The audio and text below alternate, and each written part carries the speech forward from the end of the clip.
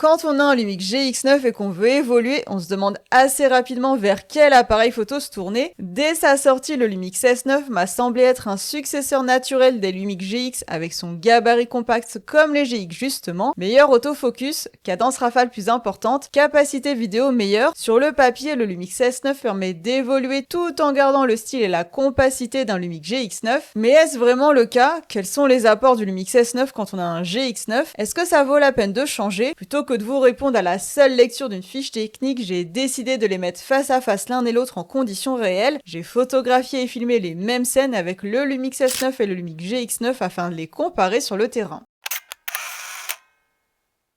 Point très important avant de commencer, il faut savoir que j'ai acheté le Lumix GX9 à sa sortie en 2018 parce que j'adorais son style. Quant au Lumix S9, je l'ai aussi acheté pour ses performances autant que son gabarit. Cette vidéo n'est absolument pas sponsorisée et les seuls qui peuvent me soutenir c'est vous en achetant le matériel qui convient à vos besoins et vos envies, du Nikon, du Canon, du Sony, du Lumix, tout ce que vous voulez, en cliquant depuis les liens en description juste avant d'acheter. Je vous mets du neuf mais aussi de l'occasion. Sachez aussi que YouTube vient d'ajouter une nouvelle manière de me soutenir, c'est très simple, vous pouvez booster cette vidéo sur YouTube si elle vous plaît, vous n'avez rien à dépenser et moi ça m'aide beaucoup. Le Lumix GX9 a un système d'autofocus à détection de contraste, là où le Lumix S9 a en plus un système d'autofocus à détection de phase de 779 points AF. Ce sont deux systèmes d'autofocus différents. Sans entrer dans les détails techniques, le système d'autofocus à détection de phase est connu pour sa rapidité. Tout ça c'est bien beau mais c'est de la théorie, moi ce qui m'intéresse c'est la pratique. Alors j'ai pris plusieurs séries de photos en rafale avec le Lumix GX9 et le Lumix S9, avec le même type d'objectif et les mêmes réglages bien évidemment. J'ai fixé un Lumix 85 mm f1.8 au Lumix S9 et un Panasonic Leica 42,5 f1.2 au Lumix GX9. Ce sont aussi deux objectifs très exigeants pour un système d'autofocus. Ne soyez pas surpris, comme on n'a pas la même taille de capteur, on n'a pas exactement le même cadrage entre les deux. En plus, le fait de capter l'écran entraîne aussi un recadrage avec le GX9. Le Lumix GX9 est aussi avantagé parce qu'à ouverture égale, la zone de mise au point est plus faible sur le Lumix S9. L'autofocus a donc besoin d'être plus précis pour avoir une photo parfaitement nette avec un Lumix S9. Résultat, j'ai pris 567 photos en rafale avec le Lumix GX9 et j'ai 70% de photos nettes.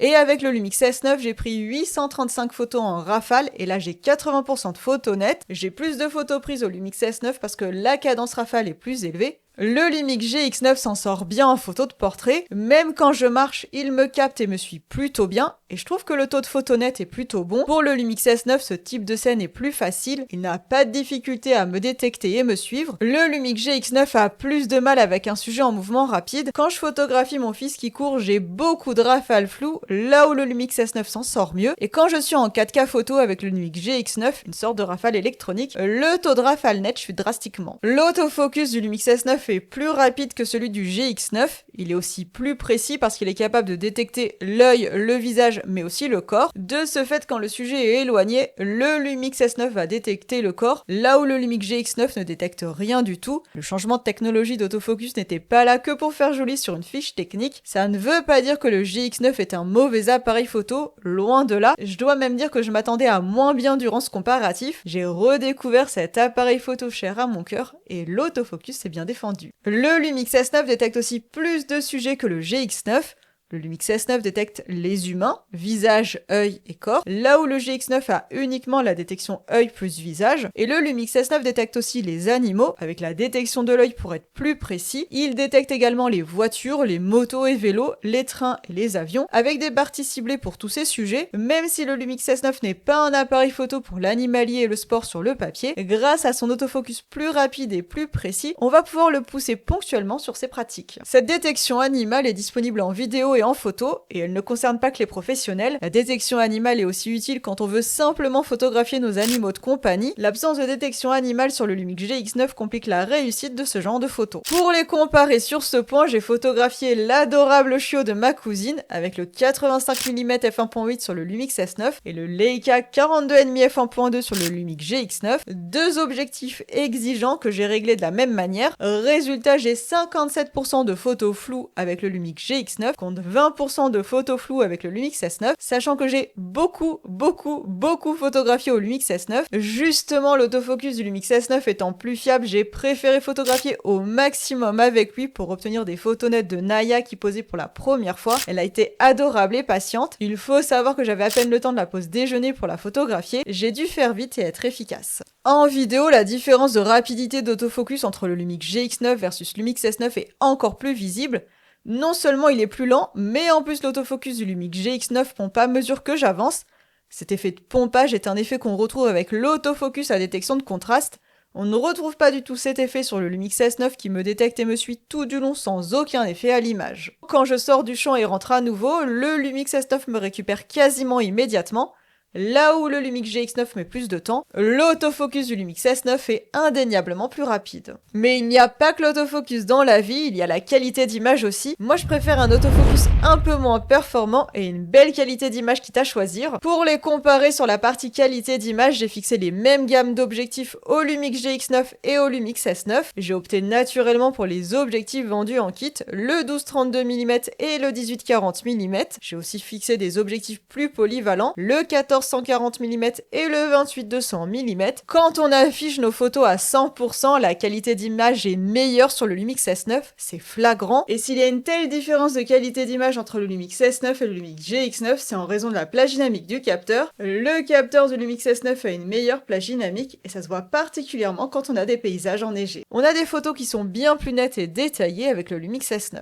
Si on veut améliorer la qualité d'image du Lumix GX9 pour s'approcher de celle du Lumix S9, il faut passer sur des objectifs plus haut de gamme, c'est-à-dire des objectifs estampillés Leica. Dans ce cas-là, la qualité d'image sera grandement améliorée sur notre Lumix GX9. Le Panasonic Leica 42,5 f1.2 fixé sur le Lumix GX9 offre une magnifique qualité d'image avec une excellente netteté. C'est d'ailleurs bien pour ça que je n'ai jamais regretté d'avoir acheté cet objectif il y a plus de 7 ans maintenant. En comparaison, j'ai fixé le Lumix 85 mm f1.8 au Lumix S9, un objectif plus abordable, et quand je mets ces deux objectifs face à face, on a une qualité d'image équivalente entre le Lumix S9 et le GX9. L'image est mieux définie, on a une image nette et détaillée. Je dirais même que le Leica 42,5 f1.2 est un peu plus piqué, mais il faut rappeler quand même que cet objectif coûte quasiment 3 fois plus cher que le Lumix 85 mm f1.8. Je trouve qu'en vidéo, la différence de qualité d'image se voit aussi entre ces deux appareils photo. Le Lumix GX9 a une qualité d'image moindre, là où le Lumix S9 a une belle qualité d'image, même avec des objectifs kit. Comme en photo, la qualité d'image du GX9 s'améliore quand je fixe le très beau Leica 42,5 f1.2, ça reste quand même en deçà du Lumix S9. Je pense qu'un Lumix S9 avec un Lumix 50 mm f1.8 est un super duo pour les souvenirs du quotidien, en photo comme en vidéo, mais vous êtes peut-être freiné par le fait d'avoir déjà pas mal d'objectifs micro 4 tiers avec votre GX9. Moi aussi j'avais beaucoup d'objectifs micro 4 tiers quand je suis passé au plein format, et j'en ai revendu une grande partie. N'hésitez pas à les revendre en occasion. Je sais que ça peut faire peur de vendre d'occasion, mais sachez que vous avez des boutiques comme IPLN avec leur service Back IPLN. Ils évaluent la valeur de votre matériel, le reprennent en quelques heures et vous envoient un bon d'achat ou un virement très rapidement. Avec ce service, vous n'avez pas besoin de faire d'annonces, d'organiser des visites, de négocier, de prendre des risques parfois, ou encore d'attendre un éventuel acheteur. C'est le service d'une boutique photo-vidéo lyonnaise. Je vous mets le lien en description, ainsi que d'autres sites d'occasion. Je vous mets aussi le lien de la vidéo où je partage tous mes conseils pour vendre en occasion. La différence de qualité d'image entre le Lumix GX9 et le Lumix S9 s'explique en partie par la différence de taille de capteur. Tous deux n'ont pas la même taille de capteur, et ça c'est un point important. Le Lumix GX9 a un capteur micro 4 tiers, là où le Lumix S9 a un capteur plein format. Le Lumix S9 a un plus grand capteur puisque le capteur micro 4 tiers est 2 fois plus petit que le capteur plein format. Et je ne rentrerai pas ici dans une guerre stérile au sujet de la taille du capteur. Chaque taille de capteur a ses avantages et ses inconvénients. Tout est question d'usage, de besoin et de préférence personnelle. Personnellement, je navigue entre les deux capteurs depuis fin 2019, date à laquelle j'ai acheté mon premier plein format, et j'ai du micro 4 tiers depuis 2016. Je connais donc parfaitement ces deux capteurs, micro 4 tiers et plein format. Côté plein format, cette taille de capteur plus grande a pour elle la qualité d'image à certains égards, mais aussi et surtout la taille du capteur qui va jouer sur le flou d'arrière-plan. À réglage équivalent et cadrage équivalent, on aura un flou d'arrière-plan plus marqué sur capteur plein format. D'un point de vue esthétique, quand on aime le bokeh, on apprécie le plein format. Alors je ne dis pas ici qu'on n'aura pas de flou d'arrière-plan sur capteur micro 4 tiers, on peut tout à fait avoir du flou d'arrière-plan. Je dis seulement ici qu'avec les mêmes réglages, on a plus de flou d'arrière-plan sur plein format. Quand on ouvre à f1.4 sur capteur micro 4 tiers, ça équivaut à f2.8 sur plein format en termes de flou, vu que le capteur micro 4 tiers est 2 fois plus petit. Et quand on ouvre à f1.8 avec les deux objectifs, qu'on soit sur micro 4 tiers comme sur plein format, eh bien dans ce cas-là, on voit bien que le flou d'arrière-plan est plus marqué avec le Lumix S9.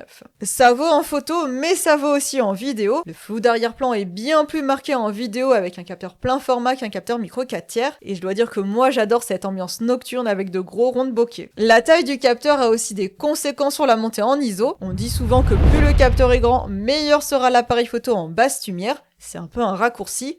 En réalité, plus le capteur est grand, mieux l'appareil photo gérera la montée en ISO. À ISO équivalent, le plein format sera meilleur que le micro 4 tiers, c'est-à-dire qu'on aura une image moins dégradée à cause du bruit. Si on compare des RAW bruts à ISO équivalent, c'est flagrant. Ici, ce sont des RAW non traités, et donc le bruit est pleinement visible parce qu'il faut traiter le bruit quand on a un RAW. Le boîtier ne le fait pas pour nous. Ici, clairement, à chaque niveau d'ISO, les RAW du Lumix S9 sont moins bruités que ceux du Lumix GX9. Quand on photographie en RAW, je trouve que la montée en ISO est de moins en moins un problème. On a des outils puissants de traitement du bruit sans perte de qualité. J'ai pu traiter des RAW du Lumix GX9 et obtenir de très bons résultats jusqu'à 6400 ISO. Et si je compare avec le Lumix S9 en faisant les mêmes traitements, j'ai pu exploiter des RAW jusqu'à 20 000 ISO avec de bons résultats. La différence est ici quand même importante. Le Lumix S9 offre plus de latitude parce qu'il tient mieux la montée en ISO, même après traitement du bruit. En JPEG, la différence de montée en ISO est flagrante aussi, et dans le cas du JPEG, le traitement du bruit se fait directement dans le boîtier, et vous ne pouvez pas traiter le bruit après prise de vue contrairement au RAW. Quand on les met face à face, on voit bien que l'image du Lumix GX9 est plus dégradée à ISO équivalent, et d'expérience avec le GX9, j'ai toujours évité de monter les ISO au-delà de 1600 ISO, 3200 ISO grand maximum, alors qu'avec le Lumix S9, je n'hésite pas à monter les ISO jusqu'à 12 800 ISO en JPEG, là aussi la différence est conséquente. En vidéo aussi, la différence est flagrante entre le Lumix S9 et le GX9 pour la partie montée en ISO, et dans ce contexte, le Lumix GX9 bruite beaucoup plus vite, l'image est aussi plus dégradée avec le Lumix GX9 dès qu'on passe à 3200 ISO. Et en comparaison avec le Lumix S9, je trouve que l'image commence à se dégrader seulement à partir de 12 800 ISO. D'ailleurs, en vidéo, on ne peut pas aller au-delà de 6400 ISO avec le Lumix GX9.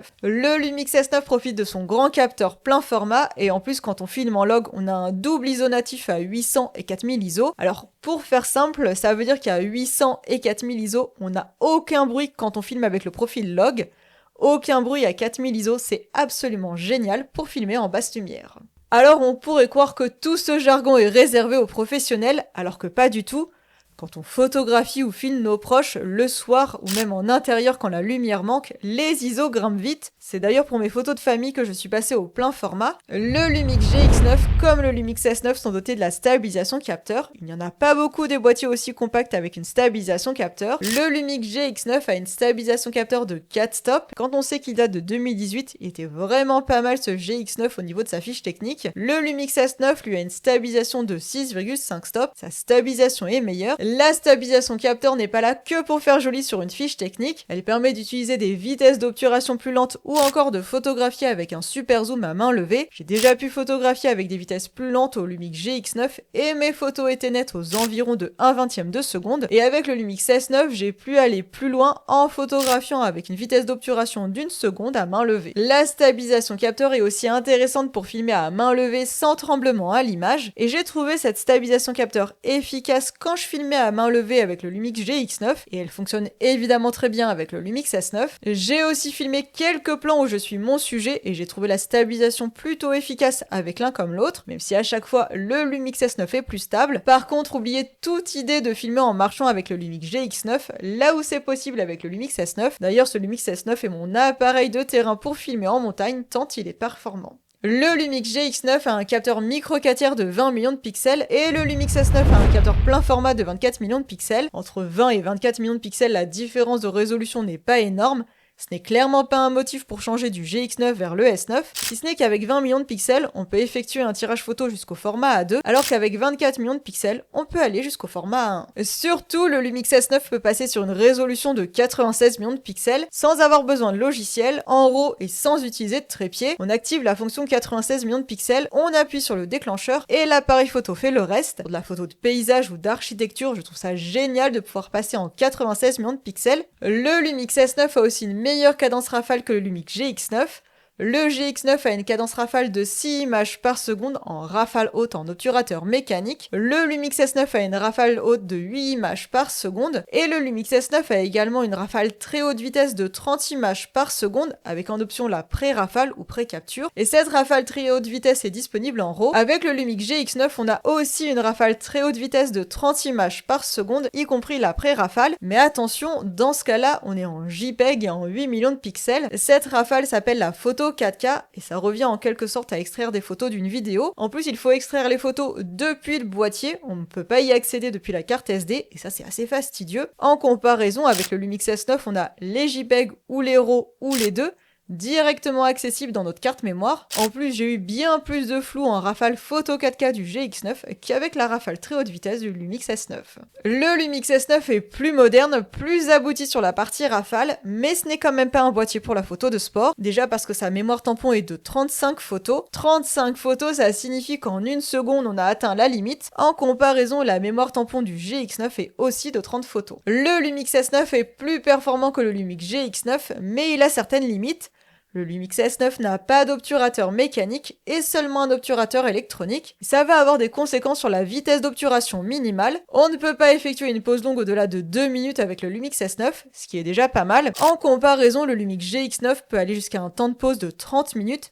Mais autant vous le dire tout de suite, je ne suis pas certaine que j'essaierai un tel temps de pause un jour. À l'opposé, la vitesse d'obturation maximale est de 1 sur 8000 avec le Lumix S9 et elle est de 1 sur 4000 en obturateur mécanique avec le GX9 et on peut monter à 1 sur 16000 en obturateur électronique. On ne peut pas non plus fixer de flash au Lumix S9, ni en Cobra ni en déporté, alors ça ne m'empêche pas de faire de la photo studio en lumière continue, notamment pour les photos de mes miniatures YouTube, et pour la basse lumière, on n'a pas besoin de flash vu la bonne montée en ISO du Lumix S9. Du fait de son obturateur électronique, le Lumix S9 n'est pas non plus conseillé pour des sujets en mouvement rapide, il n'est pas taillé pour la photo de sport, même si je me suis déjà amusé à faire de la photo de sport avec. Il faut aussi éviter d'utiliser une vitesse d'obturation rapide quand on a des éclairages artificiels. On peut avoir alors ce qu'on appelle du banding, des bandes noires sur nos images, même s'il y a une fonction pour éviter ça dans le boîtier. L'absence d'obturateur mécanique ne doit pas vous faire peur pour autant. Et je vais en profiter pour vous donner un conseil. Vous êtes nombreux à photographier en obturateur électronique sans le savoir. Si vous avez activé le mode discret, vous êtes en obturateur électronique. Vous ne pouvez donc pas utiliser de flash. Vous risquez d'avoir du banding ou un sujet déformé s'il est en mouvement rapide. Je vous conseille donc de vérifier que vous n'avez pas activé ce réglage. Et pour l'anecdote, moi je suis restée presque 1 an en obturateur électronique quand j'ai débuté avec le Lumix G7.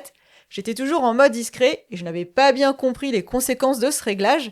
Et c'est aussi à ça que servent mes formations. Elles sont là pour vous aider à comprendre votre matériel simplement pour que photographier comme filmer soit plus facile.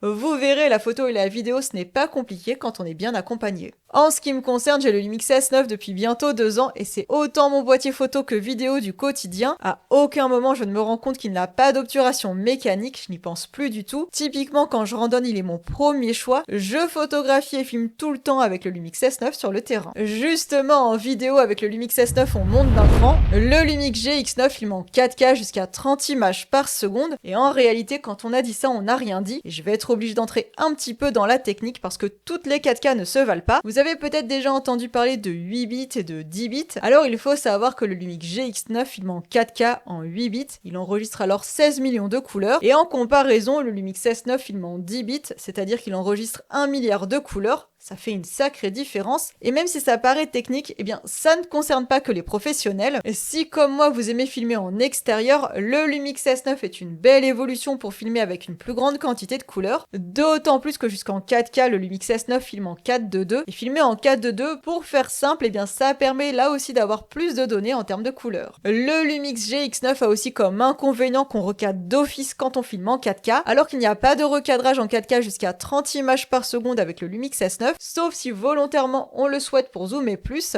Le Lumix S9 peut aussi filmer en 4K jusqu'à 50 et 60 images par seconde. Plus d'images par seconde offre des rendus plus fluides pour des sujets en mouvement. Par contre, dans ce cas-là, on a un recadrage x 1,5. Concrètement, à 35 mm, on va passer d'office à 50 mm en termes de cadrage quand on filme en 4K en 50 ou 60 images par seconde. Et sans vous abreuver de chiffres, il faut savoir que le Lumix S9 peut aussi filmer dans une plus grande taille d'image, c'est-à-dire en 5,9K jusqu'à 30 images par seconde, et aussi en 6K, donc avec toute la surface du capteur, on appelle ça l'open gate. Et si vous avez envie de vous lancer sur les réseaux sociaux, l'open gate est très utile.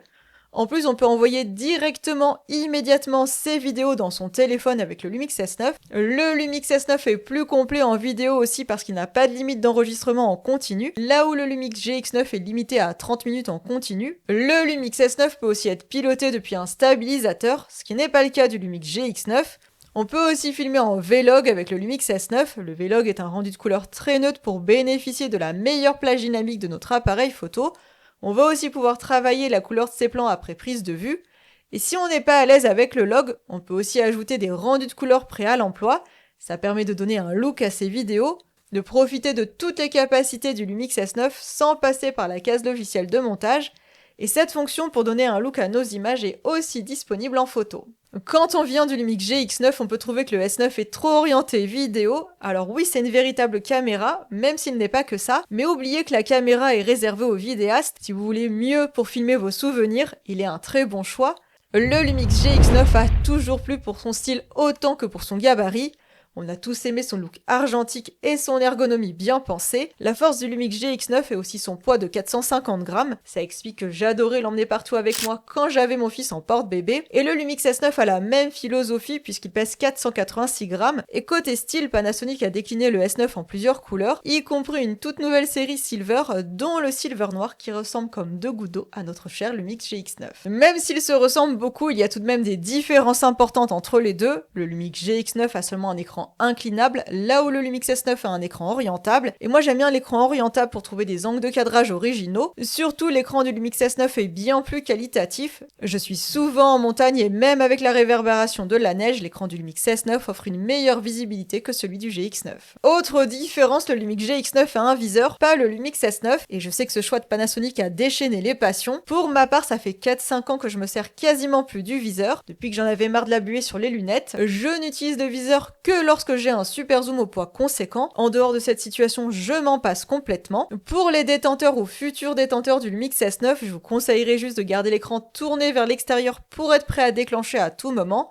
Et si vous êtes stressé comme moi de casser l'écran, vous pouvez ajouter une protection en verre trempé. Je vous mets des références en description. Le Lumix GX9 a aussi des molettes plus petites avec la double molette Expo plus PASM. Et cette molette d'exposition, moi je l'ai désactivée parce qu'elle avait tendance à tourner pendant le transport ou quand je tournais la molette PASM.